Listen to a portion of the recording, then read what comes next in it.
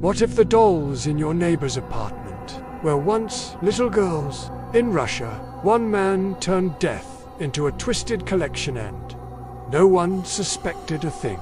This is the true story of Anatoly Moskvin, the grave doll maker. In 2011, police entered a modest apartment in Nizhny Novgorod, Russia. The neighbors had reported a strange smell. What they found inside shocked the entire world. Lined up against the walls, on the couch, in the kitchen, and even on the bed, were 29 life-size dolls, dressed in lace and bright colors. Their faces were painted, their hands gloved. They looked off. Too still, too cold. Then came the truth. These weren't dolls. They were mummified corpses of girls, ages 3 to 25. Anatoly Moskvin wasn't a killer. He was a respected academic, a linguist, a historian, and graveyard enthusiast, fluent in 13 languages, passionate about folklore, and obsessed with the occult. But under the mask of intellect was a mind consumed by death. Moskvin believed he could bring the dead back to life if he kept their bodies comfortable. So he started digging. Over the span of nearly a decade, Moskvin visited over 750 cemeteries. He studied grave markers, patterns, and names. He searched for girls who had recently died, especially those he thought were unloved. Then, at night, dressed in dark clothing, he would return. He dug up their coffins, opened them, removed the bodies, some fresh, some years old. Back home, he dried the corpses with salt and baking soda, wrapped them in stockings or cloth, and filled the chest cavities with rags to keep shape.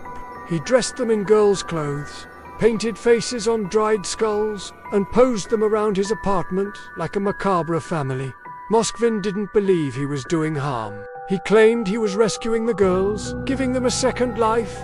He said he spoke to them, sang to them, even held birthday parties. He believed that one day, science or magic would bring them back. He told police, "Don't judge me too harshly. You abandoned your daughters in the ground. I brought them home." He never expressed remorse. Instead, he blamed society for leaving them to rot. His secret was uncovered by accident. In 2011, his parents returned from vacation and noticed the smell. Police arrived and searched the apartment. They thought he was hoarding antiques, until one officer touched a doll's hand and it crumbled. It was leathery human, the autopsies confirmed. All 29 dolls were real people. Moskvin was arrested, but declared legally insane. He was never sent to prison. Instead, he was institutionalized in a psychiatric clinic where he remains to this day. Every few years, he appears in court, asking for release. Doctors say he's no longer a threat, but the families of the girls disagree. They say he stole their children's rest, violated their memory, and mocked their grief. He never killed anyone. He didn't need to. He simply waited. Then he took them from the ground and made them his. This is not an urban legend, not a myth. It happened quietly, obsessively, in a small Russian apartment, hidden behind dusty curtains and the smile of a strange, soft-spoken man. So the next time you see a porcelain doll on a shelf,